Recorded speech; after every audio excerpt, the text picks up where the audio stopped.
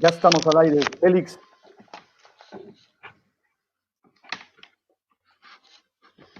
Hola, hola. Buenas tardes. Buenas tardes, Enrique. Buenas tardes, Kepa. Buenas tardes. Hola, Félix. Buenas tardes a todos los que estáis acompañándonos en esta nueva sesión de Virtualópolis. En esta sesión iniciamos una nueva fase de nuestros diálogos en miércoles, y hoy el reto de esta charla, de este debate, es ver de qué manera las ciudades están dando respuesta a esta época tan dramática, tan importante en sus resultados, en la transformación de las ciudades. En esta sesión hemos acordado de poder estar, vamos a abordar tres grandes temas. Un primero, que es ver de qué manera las ciudades han estado capaces de resistir, cuál ha sido la resiliencia de las ciudades a partir de las experiencias de Enrique y de Kepa. La segunda parte estaría en ver cuáles son los aprendizajes que hemos aprendido, y la tercera estaría relacionada con ver cuáles han sido, o cómo se puede salir, o cuáles pueden ser las propuestas para llevar a cabo el reto de futuro más inmediato. Sin más dilación, vamos a empezar este primer bloque dando paso a Kepa Corta. Kepa es el director de la Oficina de Estrategia del Ayuntamiento de Donostia, San Sebastián, País Vasco, España, gran conocedor de todas las ciudades españolas desde su vinculación a la asociación CIDEO, pero también gran conocedor por esa vinculación a CIDEO también de todo lo que es la dinámica de América Latina. Sin más, Kepa, ¿cuáles son tu primera visión sobre el que es esa situación, ¿no? Sobre cómo ha sido la resiliencia de las ciudades en esta fase inicial, ¿no? Sí, buenas Kepa, tardes. adelante. Sí, buenas tardes. Vamos a ver, yo creo que en primer lugar tenemos que pensar que estamos hablando de una crisis inesperada, aunque igual menos, ¿no?, de lo que debería haber sido, ¿no? Y frente a esa crisis inesperada, las ciudades, los países no han estado suficientemente preparados. Esa es la primera cuestión que me parece importante, porque probablemente no hemos trabajado suficientemente la resiliencia, la capacidad de afrontar esas crisis inesperadas para resituarse en un escenario anterior o incluso mejorando el escenario anterior. ¿Y eso cómo nos ha afectado? Pues nos ha afectado de una manera directa a través de los grupos más vulnerables.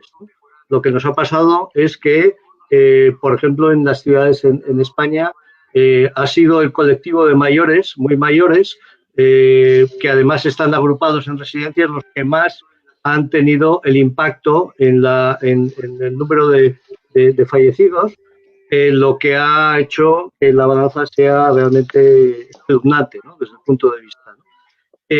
La segunda tiene que ver un poco con que nosotros, por ejemplo, hemos trabajado en un proyecto que llamamos Laguncate, que es, cómo tratamos desde el punto de vista comunitario para abordar situaciones, por ejemplo, de personas solas, de personas mayores solas.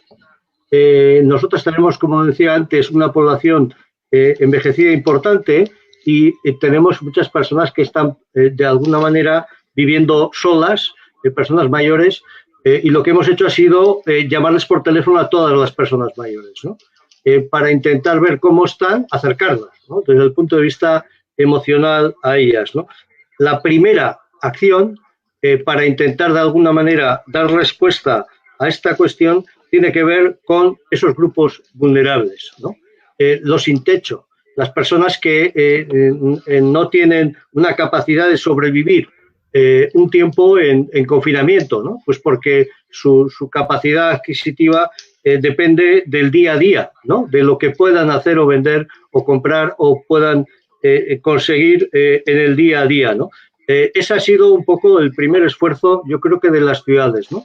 En nuestro caso ha sido así, ¿no? Es decir, vamos a tratar de ver cómo paliamos eso. Y además, con una cuestión que a mí sí me parece importante, que es el trabajo comunitario. Los jóvenes que de alguna manera se han encargado de una persona, ¿no? De forma que esa persona tenga un apoyo por parte de la comunidad, ¿no? Es decir, otro elemento que a mí me parece importante un poco en este proceso, ¿no? Y también yo creo que ha redescubierto un poco la necesidad del comercio de proximidad, ¿no? La necesidad de una red que al fin y al cabo es la ciudad, ¿no? Que en el fondo es un poco un elemento clave, ¿no? Nuestras calles, nuestros comercios son los que dan vida, ¿no? Ese entorno social del que hablaremos probablemente más adelante, ¿no? Como de alguna manera o que hemos aprendido un poco en estas cuestiones. Yo creo que ahí, y por terminar un poco esta primera aproximación, lo que también hemos descubierto es que la necesidad de un sistema público potente, fuerte, con un sistema de una sanidad pública potente que permita sujetar, gestionar una situación de este tipo, ¿no? Y yo creo que este es otro elemento también crucial, ¿no? Contar con un sistema público donde ese sistema público no está suficientemente volcado a la sociedad, donde ese sistema público no está suficientemente preparado, es donde más se ha sufrido yo creo que la crisis, y las ciudades donde más han notado su incapacidad para dar una respuesta, ¿no? a esto. Y yo creo que esas son un poco algunas de las cuestiones que a mí sí me gustaría un poco resaltar, ¿no?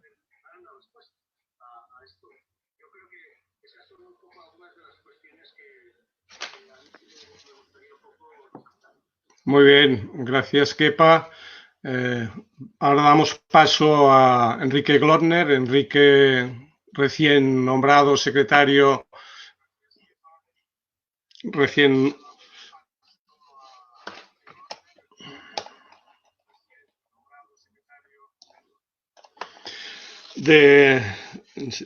secretario de Bienestar de Puebla. Todo un reto, Enrique, esa nueva situación. Kepa nos ha puesto ahí 5 grandes temas de resiliencia, ¿no? El tema de las personas vulnerables, los vulnerables, el tema del trabajo con las personas mayores, el trabajo comunitario, el comercio de proximidad y la necesidad de un sistema público de salud. Desde Puebla, México, América Latina, ¿cuáles han sido esos elementos en esta fase inicial, ¿no? De resiliencia a señalar y a destacar? Hola Félix, ¿qué tal? ¿Cómo estamos? Buenas tardes. Kepa, buenas tardes allá. Buenas noches en su tierra. Bien, pues gracias a quienes nos están escuchando y viendo por este conducto. Yo también reforzaría mucho el tema de la salud. Yo creo que lo que está en crisis, o lo primero que colapsó o que se puso en crisis, es el sistema de salud. Lo que quedó en evidencia es que en los últimos años todos los gobiernos del mundo han elegido invertir en otro tipo de cuestiones y han ponderado, no han invertido lo suficiente en sistemas de salud. Pero no solamente en cuanto a atender la salud misma cuando hay algún problema, sino en la prevención. Los países que más han sufrido los embates de esta pandemia y de este virus han sido aquellos en los que la alimentación no ha sido precisamente la adecuada. Por ejemplo, Italia, España, Estados Unidos, ahora Inglaterra, que se ha vuelto el centro de todo este asunto, son los países que tienen una alimentación poco nutritiva, digámoslo así, o que está compuesta de embutidos, de grasas, de otro tipo de cuestiones. México, que es el país o de los países que estamos entrando al final a esta curva, estamos muy preocupados porque también México tiene grandes problemas de alimentación. En nuestro país también hemos padecido, estamos padeciendo temas de diabetes, temas de sobrepeso, de hipertensión, que son enfermedades vinculadas a el tema de cómo nos estamos alimentando aquí nosotros. Seguramente, y esperemos que no sea tanta el impacto en los habitantes y que no haya tantos fallecidos, pero bueno, yo creo que ese es un primer problema, el estar vislumbrando que los países no tenían sistemas de salud en lo general preparados, unos más, unos menos, como ya sabíamos, pero finalmente todos coincidimos se democratizó la crisis del sistema de salud. Para mí ese es un primer hallazgo. Segundo, como los modelos que ya existían, sociales, de sobrevivencia, como dice Kepa, de solidaridad. Yo he escuchado muchos casos donde la propia sociedad civil se ha organizado en los últimos días, en las últimas semanas, para atender cuestiones que los propios estados, los propios gobiernos no estaban en condiciones de atender ni de organizar. Como suele pasar en muchos casos, como ha pasado en México, en otras situaciones como los remotos que hemos vivido, cuando es la propia sociedad civil la que se organiza y la que sale avante para poder atender este tipo de problemas y atender a los más vulnerables. Aquí también ha habido como redes de vecinos, de manera espontánea, hacen compras para la gente mayor en algunos lugares donde la gente identifica quiénes son las personas que más necesitan este tipo de apoyo para que los adultos mayores no salgan a la calle a comprar. Es una crisis que también ataca directamente a la gente mayor y a la gente que tiene algunos problemas de salud previos. Digamos, a grosso modo, para mí serían como dos de los grandes ejes que estamos padeciendo, junto con lo que tiene que ver con la salud mental, que para mí también lo que vamos a padecer mucho más allá de lo que es el tema de salud física, serán los problemas de salud mental que tengamos que enfrentar posteriormente con las personas que, saquen a flote todos nuestros fobias y filias. Seguramente tendremos que ser rescatados, para decirlo de alguna manera, por quienes atienden el tema de salud mental, ya que yo he estado viendo muchos problemas relacionados con este asunto y que tendremos que ir viendo cómo se va a atender la violencia en las casas, a los niños, a las mujeres, a los propios adultos mayores. También están saliendo a flote problemáticas de esta naturaleza. Entonces, serían algunos de los problemas principales. Y cómo se está enfrentando. Bueno, pues cada país, como decía Kepa, no estábamos preparados para una situación así. En México hace 11 años vivimos una situación similar, pero no tuvo estas implicaciones globales, ni tuvo este tiempo que ha durado ya esta pandemia que estamos padeciendo ahorita a nivel mundial. Esperemos que encontremos mejores formas. Félix, hasta aquí lo que yo tendría que decir de esta primera ronda.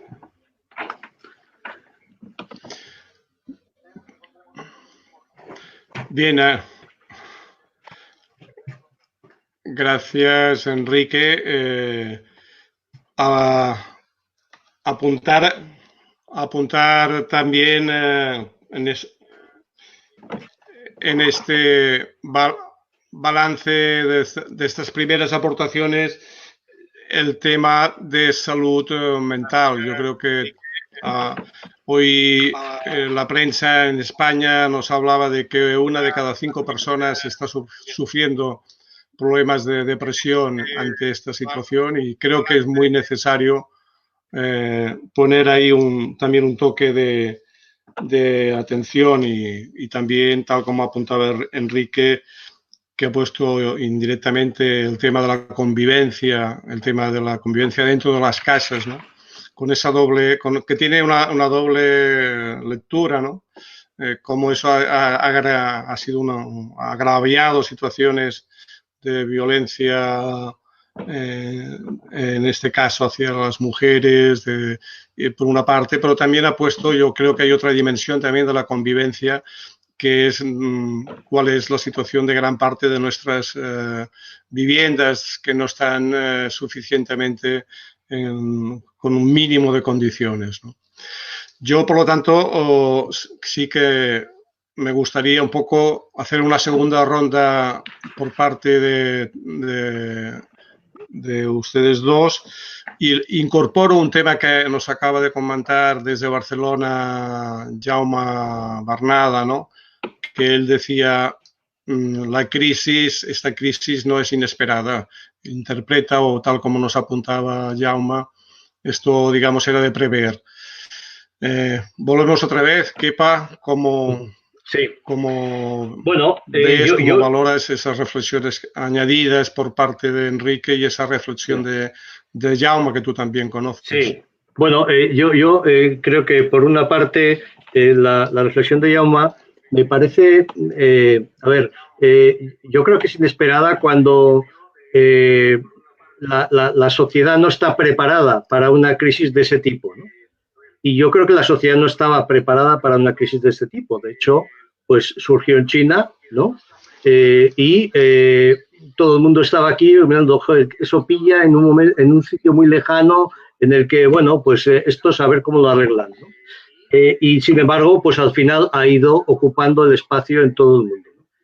Yo creo que es más un detonante que un resultado del sistema capitalista, ¿no? Yo creo que la globalización ha ayudado muchísimo a que efectivamente se extienda por todo el mundo, y yo sí creo que en ese sentido, bueno, pues es una crisis inesperada. Hombre, podríamos haber pensado, ya ha habido algunas crisis de este tipo en la historia, y es claro, ¿no?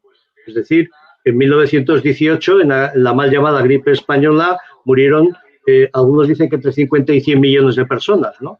En el mundo, ¿no? Y coincidió con una Primera Guerra Mundial, ¿no? Por tanto, bueno, sí que efectivamente puede ser algo esperable. Yo creo que lo que sí tenemos que hacer, y a mí sí me parece que está pasando, es que nos parece que esto va a significar un cambio radical en muchas de las cuestiones. Y yo no estoy de acuerdo. Creo que no. Creo que puede acelerar procesos si hacemos las cosas bien. Es decir, acelerar en el sentido que el modelo que tenemos es un modelo insostenible. Pero eso ya lo sabíamos antes de la crisis. Entonces, lo que tenemos que hacer es hacer los deberes que decíamos que había que hacer, pero hacerlos. Es decir, empezar a salir de esta situación de una forma proactiva, cambiando el modelo. Porque eso es lo que está pasando con la cuestión de la crisis climática, la crisis de cohesión social o de la desigualdad, o la crisis de las actividades económicas, ¿no? Y de cómo esto se transforma, ¿no? Desde el punto de vista de actividad económica más equilibrada en este mundo, ¿no? Y yo creo que hay que entrar ahí. O sea, no podemos, de alguna manera, abordar eso sin esto. Puede ser el detonante, pero ¿por qué? Pues porque ha hecho florecer la situación que existe de desigualdad, ¿no? Cuando hemos abordado y que en nuestras ciudades vemos que hay personas que estaban viviendo aquí con nosotros y que de repente no tienen para comer porque están confinados, ¿no? Esa desigualdad que está debajo de nuestras sociedades, que no aparece, pues esto lo ha hecho más explícito, ¿no? Y también esa necesidad de ser solidarios, ¿no? Solidarios con ese personal sanitario. Disculpo, Enrique, yo creo que tenemos un buen sistema sanitario, y estoy ahí de acuerdo con Jaume también, con una de sus comentarios.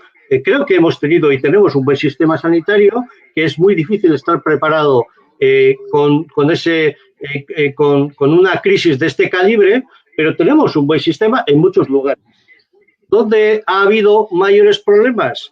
Pues muchos de esos mayores problemas se han dado en ciudades en las que las políticas en los últimos años han sido de desmontar un sistema de salud pública, de privatizarla.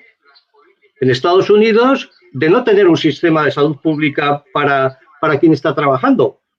¿Cuáles eran las expresiones de personas al inicio de esta crisis? Si yo no puedo ir al sistema sanitario a que me hagan una prueba porque me cuesta $3.000. Y es que encima, si sale positivo, lo tengo que ocultar porque no puedo dejar de trabajar porque no tengo un sistema que garantice mi situación de baja médica, ¿no? Por tanto, hay que entrar a fondo en dónde están realmente los grandes problemas, como digo, con respecto a la vulnerabilidad, ¿no?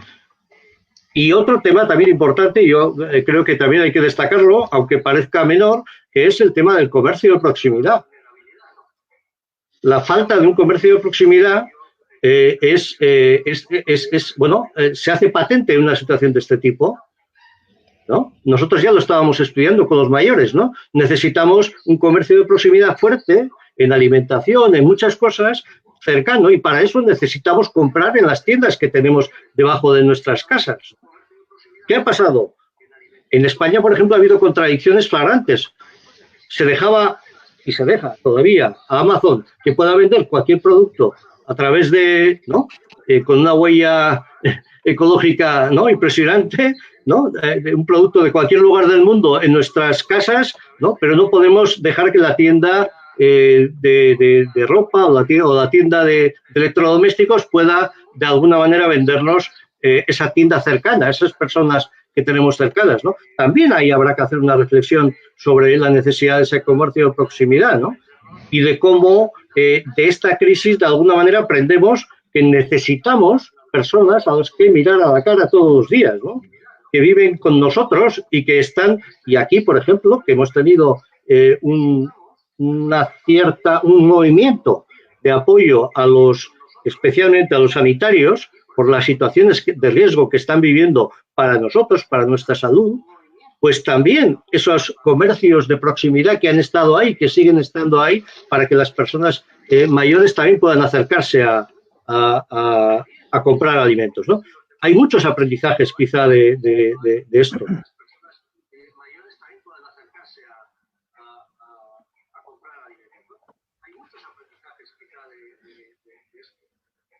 Listo. Enrique, yo creo que Enrique y Kepa podemos ya dar un poco ese primer bloque que habíamos apuntado sobre qué había significado en términos de resiliencia toda esta etapa de confinamiento, y entremos un poco, que ya apuntabas en tu intervención, Kepa, en los aprendizajes. Enrique, ¿cuáles son los aprendizajes que desde su práctica, su experiencia nos ilustra esta situación? Bien, yo creo que esto que también menciona Kepa en cuanto al tema de la comunidad, el sentido de comunidad es lo que me parece que se tiene que rehacer. Hay ahí como grandes debates, o yo he sostenido diálogos con personas que planteamos si qué va a pasar después, que eso también es el tercer bloque, pero como aprendizaje, como lo que estamos viviendo ahorita, qué va a pasar después de la pandemia y en función de lo que estamos viviendo ahora. En este sentido, yo he escuchado como dos grandes versiones del tema. O sea, hay quien dice que no va a pasar nada, que no va a haber ningún aprendizaje, que terminando esto todos vamos a regresar a nuestra cotidianidad, que terminando esto todo va a seguir igual, y que el hombre por sí solo es una entidad que es muy individualista, que no se preocupa por los demás, que no va a tener sentido pensar que esto pueda cambiar. Y están los otros escenarios que plantean que hay que hablar de una nueva realidad, por ejemplo, una nueva realidad o una nueva normalidad. Los que estamos inmersos en el estudio de las ciencias sociales sabemos que hablar de algo normal es algo que no se debe de hacer, porque lo normal no existe, digamos. Lo normal es, finalmente, todos tenemos esa situación de normal o anormal frente a otras, o a las terceras personas. En términos generales, yo lo que creo en este sentido, como una visión intermedia, sí creo que lo que tiene que despertar en nosotros es esta visión de comunidad, esta visión de hacer las cosas distintas. Cuando yo decía que los sistemas de salud no estaban preparados, es una crisis del sistema de salud global, obviamente también quise matizar y decir que cada país lo está enfrentando de manera, con las herramientas que ya tenían. Hablando de países como México, como en general América Latina, como Estados Unidos, donde la inversión al sistema público de salud ha sido muy bajo y se ha optado por más bien invertir en infraestructura, en carreteras, en puentes y no en sistemas de salud, pero no solamente en la infraestructura de salud, sino también en los médicos. Está hoy día esto de manifiesto que se dice en las redes, que hoy día le damos más valor o debe de valer más un médico que un futbolista. Una sociedad donde se paga por una carta de representación 110 millones de euros para un jugador de fútbol, y hoy día ese jugador de fútbol, frente a esta nueva realidad, como se le pueda llamar, ¿qué rol puede jugar en la sociedad? O sea, ¿de qué nos sirve un jugador de fútbol frente a una pandemia? Perdón por los que sean fanáticos del fútbol. Hay quien dice que esto va en serio, tan en serio que no hay partidos de fútbol ya, están suspendidos, ¿no? ¿Qué tan fuerte es la pandemia que ni siquiera va a haber partidos de fútbol ya? Entonces, pero bueno, en la realidad, hoy día los verdaderos héroes se están presentando de otra manera. Hoy día las personas que están en los sistemas de salud, las enfermeras, quienes hacen la limpieza en los hospitales, en estos centros de salud, obviamente los médicos, todo estas nuevas realidades lo que nos presentan es de verdad encontrarle sentido a qué es verdaderamente importante. Al decir yo también que puede estar colapsando una parte, me parece que lo que está de manifiesto, y ya lo sabíamos, como dice Kepa, no es ninguna novedad, es que el sistema económico y la superestructura es la que estaba mal, es la que estaba, digamos, teniendo deficiencias y le estábamos dando más peso a otras cosas. Yo lo primero que me pregunté cuando empezó todo este problema es, ¿qué está pasando? Que los gobiernos le están dando más importancia a las personas que a las propias empresas privadas y a las grandes empresas, a los grandes corporativos. Cuando oí que Estados Unidos suspendía los vuelos de manera indefinida, mi primera reacción fue de pensar que esto era muy complicado y que se estaba poniendo en juego, que estaba preocupando tanto. Evidentemente es la salud de las personas, pero también algo más tendría que estarnos preocupando, no solamente como individuos, sino como gobiernos, y los que estamos laborando y trabajando en algún ámbito de gobierno, tendríamos que cuestionar a qué le vamos a dar prioridad o qué tendríamos que atender de manera prioritaria. Que tienen que ser, la respuesta parecería sencilla, los habitantes, pero no siempre lamentablemente se han respondido a esta pregunta de esta manera. Tendríamos que cuestionar y hacer nuevos modelos y nuevos sistemas en cuanto a lo que tiene que ver con la distribución de alimentos, obviamente su producción, a qué, repito, le vamos a dar más importancia, y al alimento procesado o al alimento mismo que el campesino nos pueda poner en la mesa de alguna manera, y también a cómo vamos a invertir el dinero y cómo vamos a generar otras superestructuras para un futuro en las propias ciudades.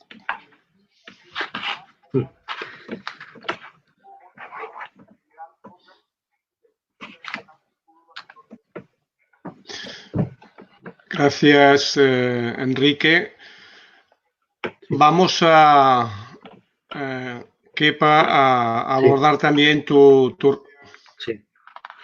Vamos también a ver, Kepa, cuál sería tu visión, cuál sería tu visión sobre los aprendizajes de esta situación de las ciudades, ¿no? Permítanme subrayar algo que ya ha surgido de las anteriores intervenciones, ¿no? Esos nuevos actores, ese nuevo protagonismo que ha puesto de relieve esta crisis, ¿no? Que curiosamente es una crisis en la que las élites han desaparecido y quien ha estado en primera línea han sido quien normalmente eran invisibles, ¿no? Yo creo que esto no puede ser, ya es una aportación personal, no puede ser simplemente transitorio, coyuntural, sino que merece un gran esfuerzo por parte de todos, de que esta realidad, que este protagonismo, en la medida de lo posible, seamos capaces de hacerlo más permanente, más visible, esos actores que incluso tienen unas condiciones de trabajo muy precarias y que realmente sus esfuerzos no se corresponden con lo que sería una retribución digna, ¿no? Bien, Kepa, sí, estamos pendientes de tu reflexión sobre esos aprendizajes. Sí, bueno, yo creo que ya hemos comentado un poco antes algunas de ellas que tienen que ver con el comercio de proximidad. Creo que el tema de comunidad me parece importante. Creo que se ha puesto en evidencia, yo creo que a veces se habla de que nuestras sociedades son sociedades sin valores, en los que la solidaridad de alguna manera es un valor que no está al alza, ¿no? Y sin embargo, cuando se pone a prueba, que es situaciones de estas, pues yo sí que creo que aparecen esos valores y que la gran mayoría de situaciones que hemos visto han sido situaciones en las que la solidaridad de alguna manera ha aparecido en muchas múltiples formas, ¿no? Por tanto, tenemos una comunidad que, bueno, que tiene esos valores por debajo de formas, ¿no? Debajo de esto, ¿no? Parece que hay un retorno del sonido. ¿Algo pasa? Sí.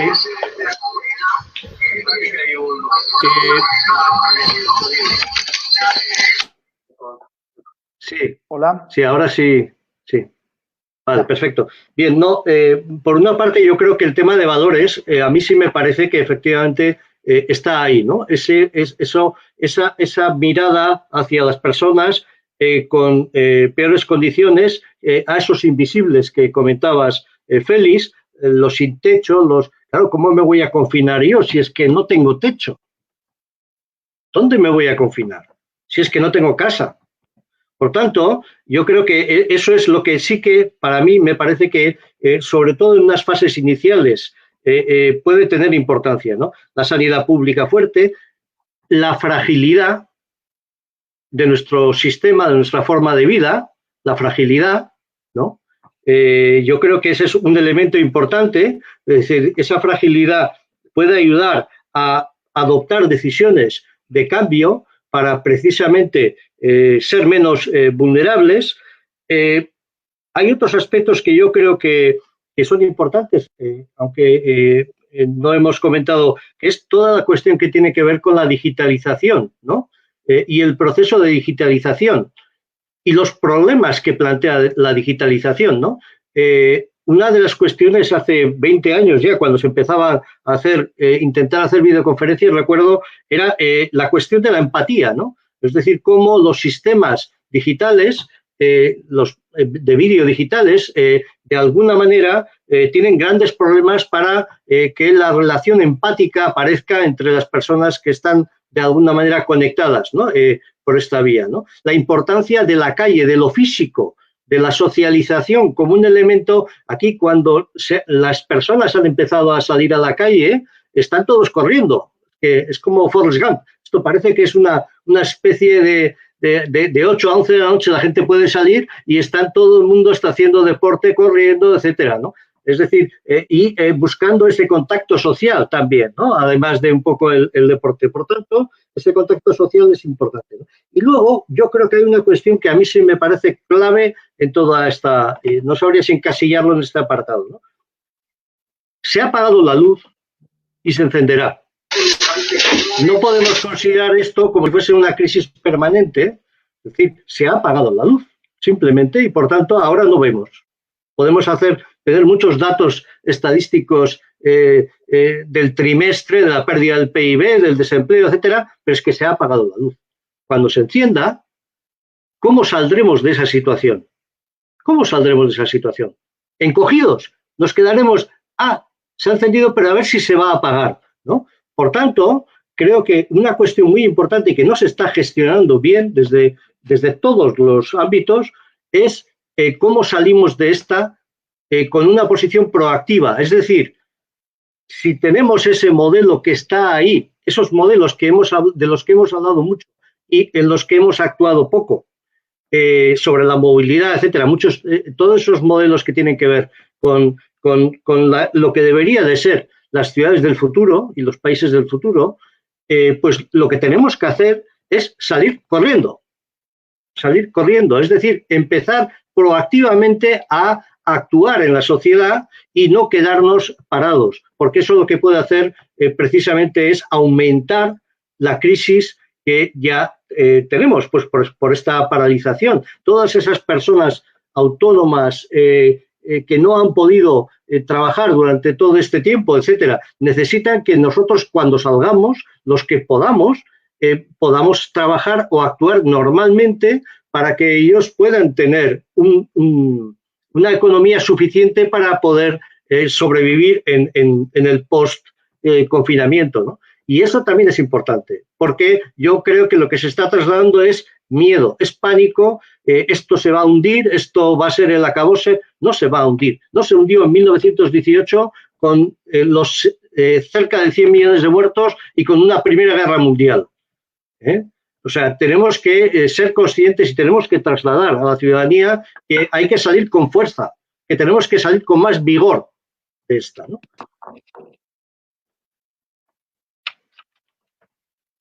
Salir con fuerza, que tenemos que salir con más vigor. Enrique, nuestro amigo Kepa ahí ya ha entrado y estamos ya entrando en cómo salir, ¿no? En qué hacer. Y yo creo, y me apunto, y creo que hemos de luchar por ese mensaje de esperanza que nos está apuntando Kepa, que está muy vinculado también al compromiso, a la acción. Permítame también una pequeña reflexión sobre ese tema. Yo creo que hay, y eso es un resultado, un aprendizaje, la necesidad de saber trabajar más colaborativamente, más en red, una gran posibilidad de mejora para hacer frente a la nueva situación en el ámbito económico y social es ser capaces de construir procesos de colaboración, redes, de manera permanente, salir un poco cada uno de su micromundo, su microcosmos y construir alianzas serán un buen antídoto ante esa situación complicada y por lo tanto van a generar también ahí nuevas posibilidades de plantar cara incluso a esas grandes plataformas que hoy en día pues cada vez son más potentes. Enrique, ¿cómo lo ves? Bien, Félix. Mira, ya lo platicábamos cuando preparábamos este programa el día de ayer y decíamos un poco que estamos hablando de una crisis también inmersa o donde las ciudades tienen un gran protagonismo, porque el sentido de comunidad no se da igual o no es el mismo en el ámbito rural y en el ámbito urbano. Al menos el caso que conozco yo muy de cerca, que es el caso mexicano, pero también conozco algunas otras experiencias y sabemos que las ciudades generan formas distintas de relacionar o en las que cómo se relacionan los habitantes o los ciudadanos. Yo creo, y lo platicábamos, que de alguna manera esta pandemia o esta crisis se está vinculando un poco o está un poco relacionado con el mundo en las ciudades. El mundo en las ciudades es el que también tenemos que replantear y cómo vamos a generar redes vecinales, cómo vamos a generar formas nuevas de vernos a los ojos el día de mañana. Yo creo que y sería importante o interesante saber cómo se está viviendo mucho de esto en el ámbito rural. Yo creo que no se está viviendo igual. Hay en el municipio de Puebla algunas zonas que todavía son que todavía tienen prácticas de tipo rural y más o menos un 15% del territorio del municipio de Puebla es un territorio que todavía tiene prácticas, cosechan la tierra, hay campesinos y he estado en estos días hablando con algunas personas que son quienes encabezan ciertos liderazgos dentro de este sector y les preguntaba cómo lo están viviendo. Y lo están viviendo igual que todos nosotros, también con intención de estar encerrados, pero hay lugares donde casi la gente no se ha enterado de lo que está pasando de manera real o que esto esté pasando. Entonces, repito, sí tenemos como distintos planos de la problemática. En las ciudades o en las grandes ciudades, sin duda, sí tenemos la misma visión o visiones similares, porque también tenemos acceso a los medios de comunicación, tenemos acceso a información verdadera y falsa, tenemos acceso a muchas cosas que nos permiten estar viviendo una pandemia en tiempo real. Supongo que hace 100 años las noticias corrían de una manera distinta y no se estaba viviendo como lo estamos viviendo ahora, que estamos de manera simultánea sabiendo lo que está pasando en España, en México, en Inglaterra, en Ecuador, en Colombia, en Argentina, en Chile. O sea, tenemos comunicación con amigos y amigas de otros lugares y sabemos casi en tiempo real lo que están padeciendo o lo que están pensando, lo que están sufriendo. Digamos, yo uno de los temas y de las pandemias que más miedo me dan, más allá de la de salud, la pandemia que viene, que también ha hecho mucho hincapié en el tema del miedo. El miedo ese me parece que va a permanecer más tiempo todavía y va a ser una pandemia mucho más complicada de resolver. La pandemia económica y el hecho de que no estemos dispuestos a renunciar a nuestros privilegios. El hecho de que como generación no estemos dispuestos a renunciar a consumir bienes y productos de la manera como lo hemos estado haciendo los últimos años. Ese sería, digamos, como aprendizaje, lo que me parece que tendríamos que tener en cuenta y tener la capacidad de renunciar a muchos privilegios, muchos de los que vivimos en estas ciudades de los últimos años. Dos cosas que también se están planteando para mí desde alguna perspectiva es el hecho de que el trabajo, ¿cómo vamos a trabajar después de la pandemia? ¿Cómo se va a replantear el trabajo?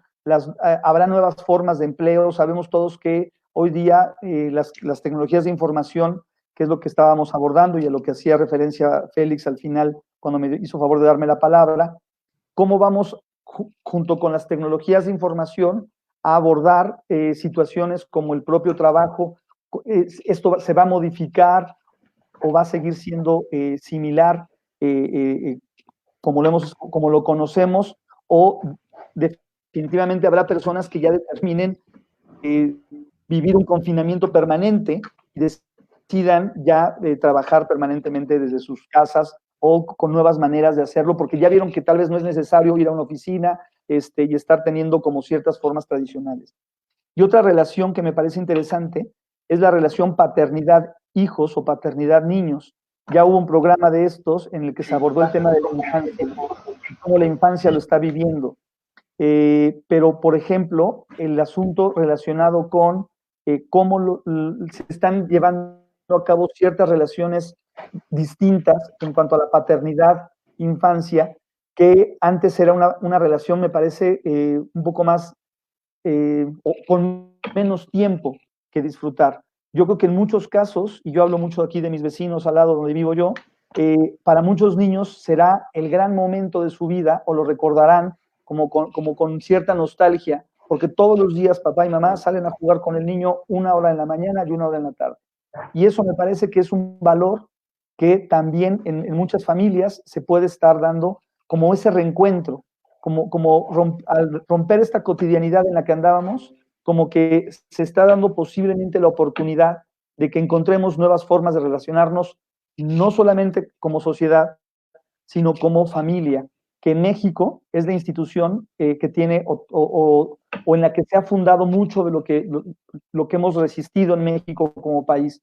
La familia es la institución más fortalecida y en la que siempre hemos encontrado las mejores formas de rehacernos como sociedad cada vez que hemos vivido una crisis de cualquier tipo. Entonces yo creo que esa puede ser, en aras de la esperanza de la que podemos estar hablando, una de las formas de cómo vamos a ver el mundo después de esto. Habemos quienes ya encontrábamos en la familia siempre y permanentemente un resguardo, un consuelo, una forma de diálogo, un acompañamiento, pero para muchas personas que tal vez ya se habían alejado de esta forma, tal vez encuentren estas nuevas maneras para ellos de convivir y de verse en sociedad.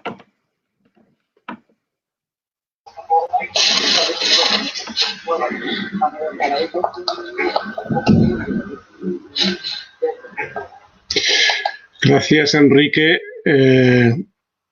Yo sí que quisiera, siguiendo en esta línea de cómo salir, apuntar también el tema del papel de los ciudadanos, de su actitud, de cómo han participado y están participando en esta situación excepcional, ¿no?, que significa el confinamiento.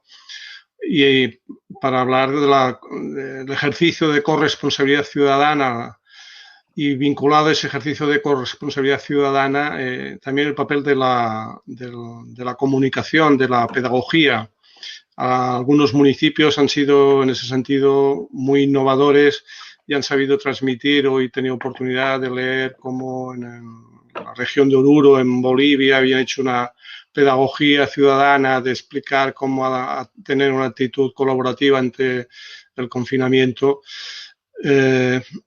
Por lo tanto, ahí apunto corresponsabilidad ciudadana, apunto también esa pedagogía orientada a favorecer la comprensión y la implicación ciudadana, pero también con una tercera reflexión que es importante, y es el papel de los medios de comunicación y la necesidad de generar una agenda, una comunicación que sea más autónoma de esos medios de comunicación que marcan excesivamente la visión del presente, y cómo las ciudades pueden generar mecanismos o procesos mucho más potentes de relación con sus ciudadanos. Kepa.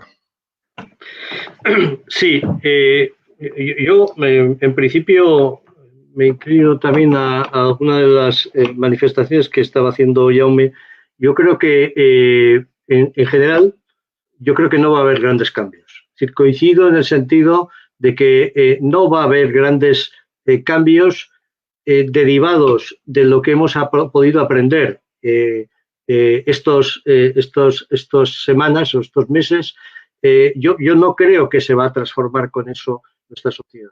Lo que nos tiene que ayudar es a intentar, como decía antes, transformar el modelo, porque ya veníamos diciendo que teníamos que transformar ese modelo, y lo que tiene que hacer es más urgente esa circunstancia, ¿no?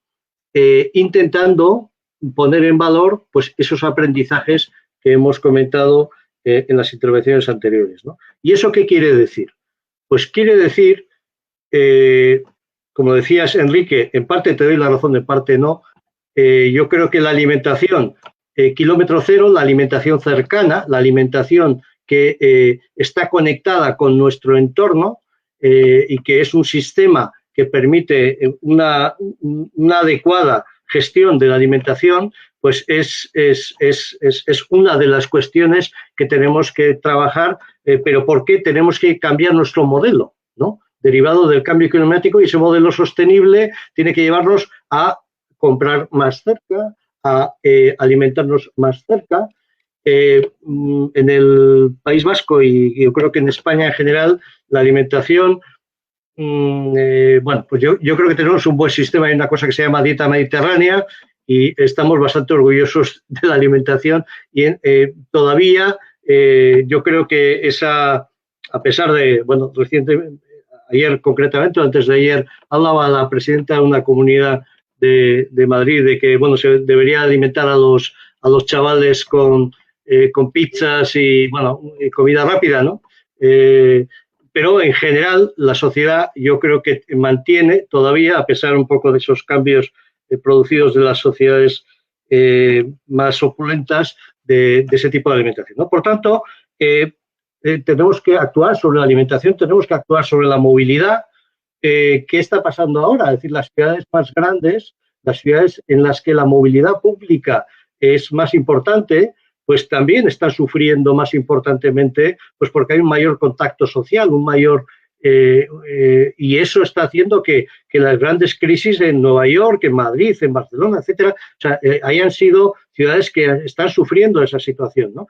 El problema es que en este sentido la crisis puede precisamente retrasar un modelo, por ejemplo, de movilidad pública potente, más potente, pero sí puede hacer aparecer el modelo o modelos de movilidad peatonales, bicicleta, etcétera, ¿no? Otros sistemas de movilidad no contaminantes, ¿no? Por tanto, ahí hay algunas contradicciones que pueden funcionar en un sentido o en otro, ¿no?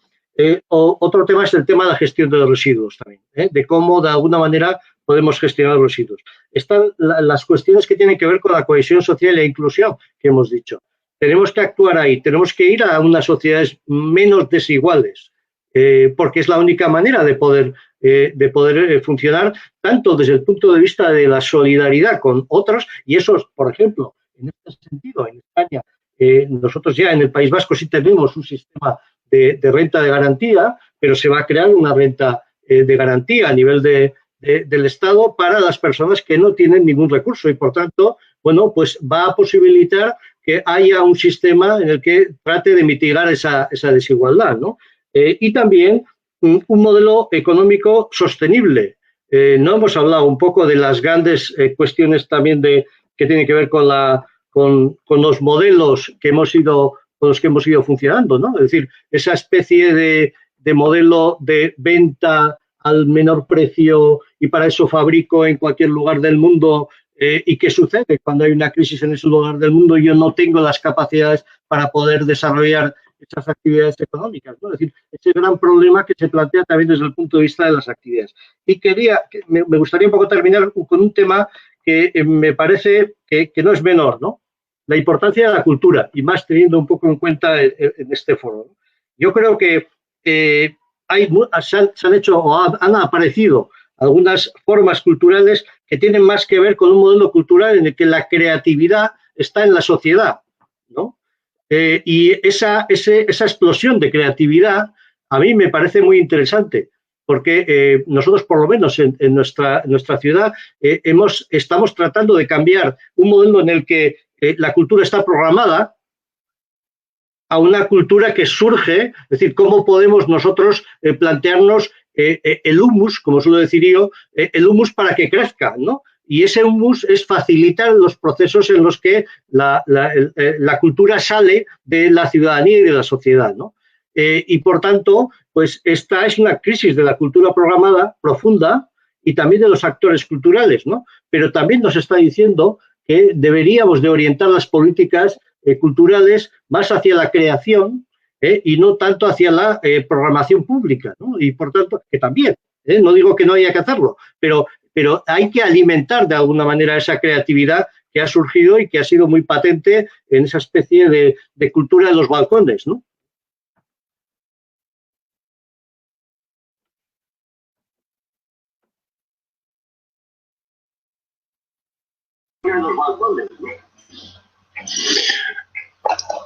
Enrique, ¿cómo ves el tema de la cultura que nos apuntan el amigo Tomás? Pues ahora sí que fue el gran Tomás el que nos está provocando para poner este tema tan importante en la mesa. Finalmente los tres que estamos aquí en este diálogo, sabemos y hemos reconocido y hemos trabajado con la cultura como un elemento primordial. Bien, ¿cuál es el papel de la cultura? Sin duda es fundamental, como también se está apuntando por Jaume, el tema, cualquier crisis o las crisis en su mayoría han tenido mejor resultado cuando se ha salido a través de ellas con propuestas culturales importantes o interesantes. Fortalecer la cultura y las expresiones artísticas como parte de lo que se llamaba como la canasta básica que debemos de poner en los ciudadanos, me parece que es un elemento que debe ser fundamental de cualquier gobierno. Si nosotros, los que estamos aquí ahorita y muchas de las personas que nos están escuchando, porque son amigos y conocemos bien, hemos luchado, no quiero decir luchado, hemos intentado que se visibilice la cultura como un elemento fundamental del desarrollo. Yo considero que ahorita, como parte de revalorar al ser humano y poner al ser humano en el centro de las decisiones, me parece que es fundamental para poder avanzar en lo que viene. Y hay millones de ejemplos de resiliencia, de catástrofes, de crisis, de todo tipo, tanto naturales como económicas, como sociales, donde la cultura siempre ha sido el elemento detonador para poder rescatar o para darle una visión a la ciudadanía, un dejo de esperanza de que las cosas pueden ser distintas o pueden ser mejores. Yo creo que hoy más que nunca, las políticas de gobierno deben de enfocar mucho del trabajo que están planteando en la parte social fundamentalmente, herramientas y distintos enfoques de cultura para poder contribuir a que esta crisis que estará por venir, que sin duda será fuerte, no solamente en lo económico, decíamos, sino en lo social. Hago aquí un paréntesis. México, que ya tenía una crisis de seguridad pública, por ejemplo, muy complicada, pues ahora con esto nos preocupamos más, porque ahora la gente no solamente va a robar para comprar unos tenis nuevos o para usarlo para ropa, sino la gente es posible que salga a la calle a robar por dinero, para comer. Entonces, ¿qué es lo que vamos a hacer para resolver estos problemas? Yo creo que la cultura tenemos que utilizarla como una herramienta fundamental. Tiene que ser nuestro rifle y nuestra principal arma para poder contribuir a que esto lo resolvamos de la mejor forma. Sí, lo que pasa es que el problema está, yo creo que Enrique también, en el sentido de que, y por la experiencia que hemos tenido con la crisis anterior, que yo creo que es un buen aprendizaje un poco de por dónde van a ir los tiros, por decirlo de alguna manera, la cultura suele ser la gran perdedora, ¿no? En el sentido de los recursos públicos, ¿no? Y precisamente por eso es lo que no tenemos que permitir. Por eso digo que tiene que haber una ciudadanía proactiva que de aquí salga diciendo no, esto es lo que queremos, ¿no? De alguna manera, y por aquí hay que ir, ¿no? Y yo creo que hay que reivindicar ese papel crucial de la cultura, como estamos viendo en todo este proceso, ¿no? Estoy totalmente de acuerdo, Enrique. Por aquí hay que reivindicar el papel crucial de la cultura, como estamos viendo. Estoy totalmente de acuerdo. Bien, una última pequeña, breve reflexión, siguiendo lo que nos ha comentado o nos ha sugerido el amigo Tomás para el tema de cultura. Simplemente, por mi parte, evidentemente comparto vuestras reflexiones. Yo quisiera poner el acento en un tema que creo que es también central hoy en día para el sector de la cultura, y es necesitamos ciudadanía proactiva en defensa de la cultura, pero necesitamos un sector cultural proactivo que conecte con los ciudadanos, que interactúe, y necesitamos un sector cultural que interactúe entre ellos y que superen formas de trabajo poco colaborativas, generando procesos mucho más sostenibles. Yo creo que eso hoy en día es un proceso a desarrollar, a ver cómo superamos, digamos, esas dos deficiencias desde mi punto de vista del sector cultural. Mayor implicación, relación con los ciudadanos, con las personas, y una capacidad para superar esos entornos micro y generar proyectos mucho más colaborativos y corporativos. Si les parece, para finalizar ya esta sesión, ahí les traslado la pregunta que nos hacen desde el Museo, el Centro Cultural Riobamba, sobre cuáles serían las principales evidencias de accionar de un gobierno responsable ante esta nueva realidad. Kepa. Bueno, yo creo que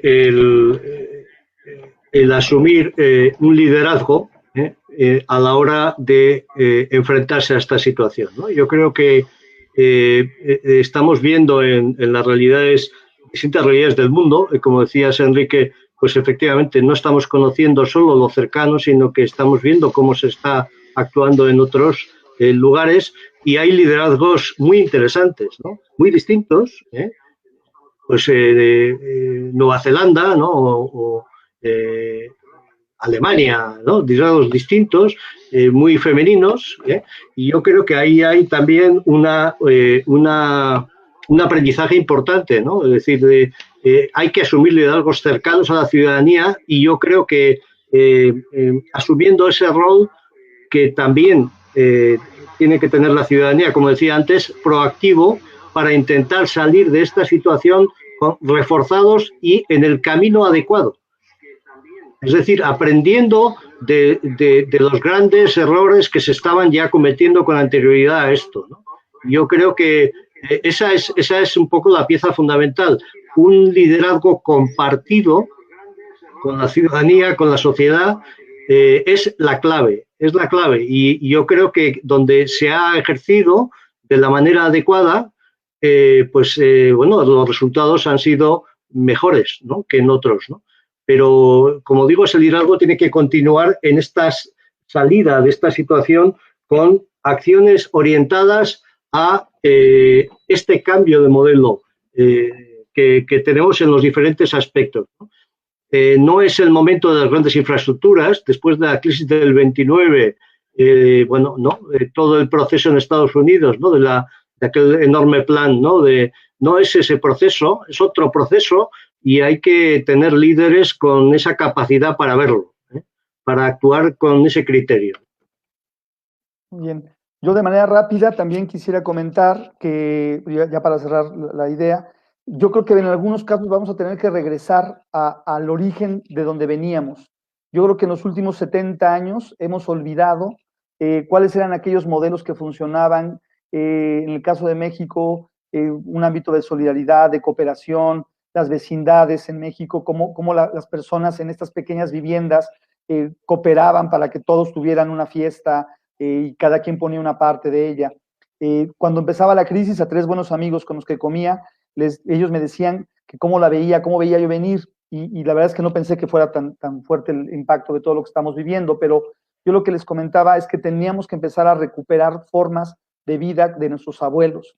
Yo les decía, compremos un terreno en el campo y para un futuro y vayámonos a refugiar allá para poder tener por lo menos un asidero donde estar y donde poder cosechar algo de comida, porque cada vez esto se puede empezar a repetir más. La movilidad y lo que decía Félix, el problema de las ciudades que tiene que ver con, pues eso, las grandes urbes que concentran a personas de muchos lugares del planeta, y eso es lo que ha complicado un poco que esta pandemia se haya expandido tan rápido y de esta manera tan brutal.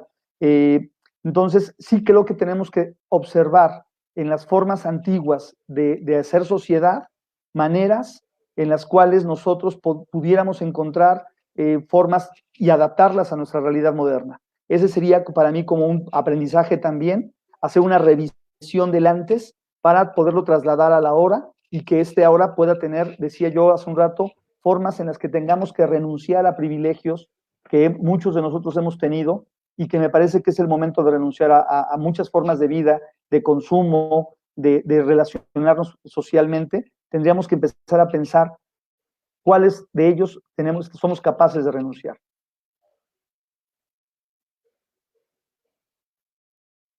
Tendríamos que empezar a pensar cuáles de ellos somos capaces de renunciar. Bien,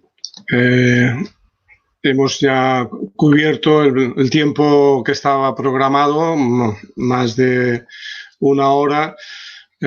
Yo transmito en nombre de todos los que nos han acompañado el agradecimiento tanto a Kepa como a Enrique, y para finalizar simplemente pedirles una última reflexión, mensaje, pensamiento, lo que crean conveniente.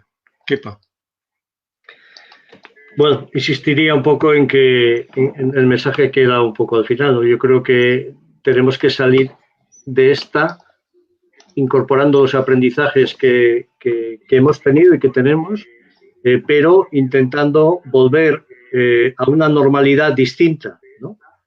Una normalidad que haya incorporado esos cambios que tenemos que hacer para que efectivamente estas situaciones o de estas situaciones podamos salir de una manera resiliente, de forma que podamos plantearnos una sociedad mejor que la que nos hemos encontrado cuando hemos entrado en la crisis. Bien, pues yo quisiera agradecer a quienes también, los colegas y amigos y amigas que nos han aguantado este diálogo entre nosotros. Para mí la fórmula es muy sencilla. Habemos quienes lo veníamos diciendo desde mucho tiempo atrás, y en el caso, por ejemplo, de las políticas de gobierno, pues esto, que las personas estén en el centro de la toma de decisiones. Y sin olvidar que hay una serie de medios y de recursos que tenemos que respetar y con los cuales tenemos que tener un equilibrio. De ahí que también, aunque seamos el centro de muchas de estas decisiones, también cuidemos el medio ambiente y no agotemos el modelo económico generando estas grandes desigualdades. O sea, el modelo económico como tal, lo único que ha dejado en evidencia es la desigualdad tremenda, y esa es la desigualdad que tendríamos que empezar a combatir o a pelear en contra de ella, haciendo lo más que se pueda en cuanto al compromiso que asumamos como nuevos ciudadanos frente a una nueva realidad. Si queremos una nueva realidad, tenemos que ser nuevos ciudadanos, no hay otra forma.